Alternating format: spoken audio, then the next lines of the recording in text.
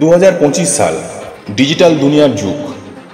এই সময় পৃথিবীর প্রতিটি ইন্ডাস্ট্রিতে কৃত্রিম বুদ্ধিমত্তা যেন ঝড়ের গতিতে প্রবেশ করেছে।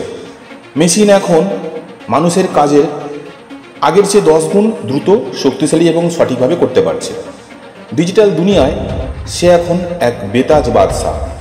ডিজিটালভাবে সে কি না পারে সব কিছু যেন তার করায়ত্ত। তাই অনেক কোম্পানির খরচ বাঁচাতে মানবকর্মী ছাঁটাই করছে।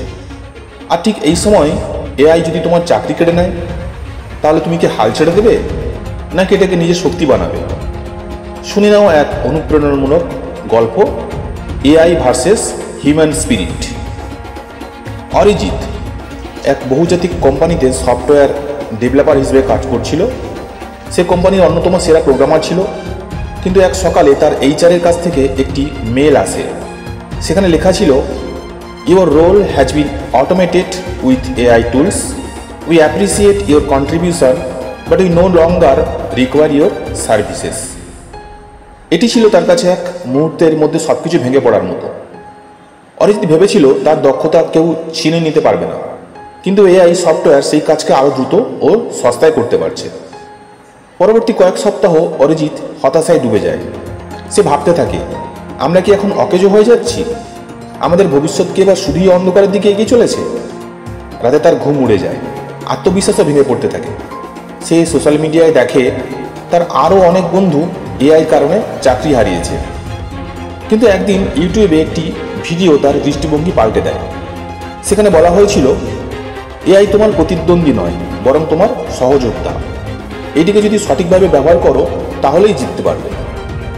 আর এই লাইনটাই অরিজিতের মাথায় বাজতে থাকে। অরিজিৎ হাল ছাড়ল না।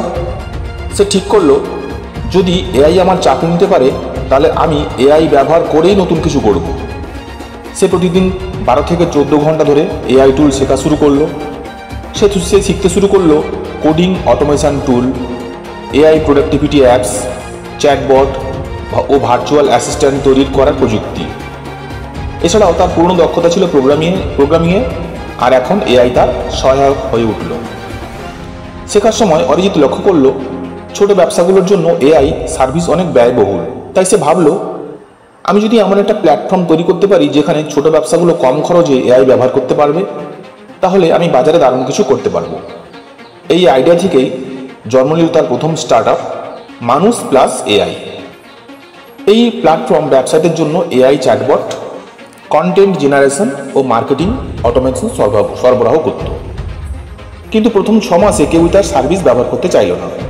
বিনিয়োগকারীরা বলল, এটা তো ইতিমধ্যেই বড় বড় কোম্পানি করেছে।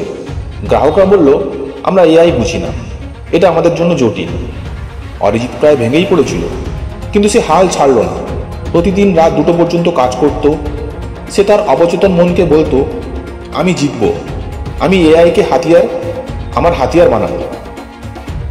একদিন এক ছোট ব্যবসার মালিকের সাথে কথা বলে সে বুঝল, মানুষ এআইয়ের নাম শুনলেই ভয় পায়।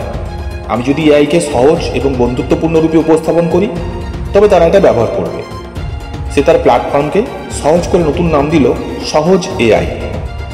এই প্ল্যাটফর্মেই এক ক্লিকেই ব্যবসা অটোমেশন, মার্কেটিং ক্যাম্পেইন এবং কাস্টমার চ্যাটবট তৈরি করা যেত। নতুন এআই এবং সহজ ব্যবহারের কারণে ছোট ছোট ব্যবসায়ীরা ধীরে ধীরে এই প্ল্যাটফর্ম ব্যবহার শুরু করলো। মাত্র 3 মাসেই 500+ গ্রাহক সে যুক্ত করে ফেলল তার এই এআই প্ল্যাটফর্মে। এরপর অরিজিৎ নিজের একটি ইউটিউব চ্যানেল খুলল এবং সেখানে সে ভিডিও বানিয়ে বোঝাতে লাগলো যে এআই তোমার চাকরি নেবে না, যদি তুমি তোমাকে তার সঙ্গী বানাও। এই ভিডিওগুলো ভাইরাল হয় এবং সহজ এআই রাতারাতি পরিচিত হয়ে যায়। তারপর 2025-এর মাঝামাঝি এক বড় ভেঞ্চার ক্যাপিটাল কোম্পানি তার স্টার্ট আপে 2 কোটি টাকার ফান্ডিং দেয়। অরিজিৎ চোখে জল নিয়ে মাকে ফোন করে বলল, মা, এআই আমার চাকরি কেড়ে নেয়নি, এটা আমার কাছে আমার নিজের কোম্পানির সিইও বানিয়ে দিয়েছে।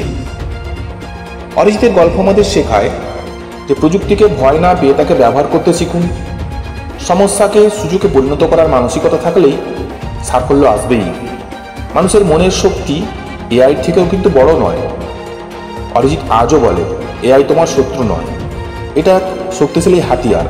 যদি তুমি নিজের মস্তিষ্ক এবং মনকে সঠিকভাবে ব্যবহার করো, এআই তোমার স্বপ্নকে বাস্তব রূপ দেবে।